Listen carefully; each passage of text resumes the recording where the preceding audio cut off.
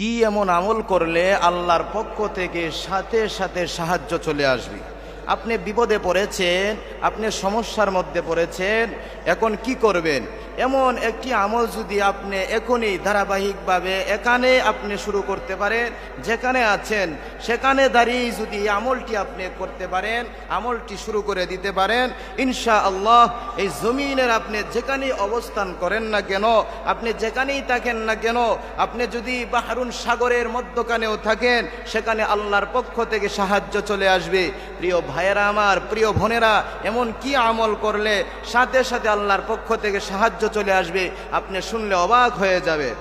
যে আমলটি হচ্ছে, যখন আপনি বিপদের মধ্যে পড়ে যাবেন, বিপদে পড়লে আল্লাহর একটি নাম রয়েছে, এই নামটি যদি আপনি বেশি না 19 বার পাঠ করতে পারেন, ইনশাআল্লাহ সাথে সাথে আল্লাহর পক্ষ থেকে সাহায্য চলে আসবে।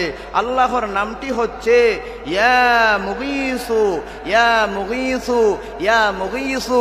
মাত্র 19 বার যদি আপনি ওই জায়গার মধ্যে দাঁড়িয়ে আসমানের দিকে তাকিয়ে আপনি 19 বার মাত্র পাঠ করতে পারেন, সাথে সাথে আল্লাহর পক্ষ থেকে সাহায্য চলে আসবে। আপনি যত বড় বিপদের মধ্যেই পড়েন না কেন, ইনশাআল্লাহ আল্লাহ রাব্বুল আলামিন আপনাকে বিপদ থেকে উদ্ধার করবেন। আল্লাহ রাব্বুল আলামিন সকলকে এই ছোট্ট আমলটি করার তৌফিক দান করেন, আমিন।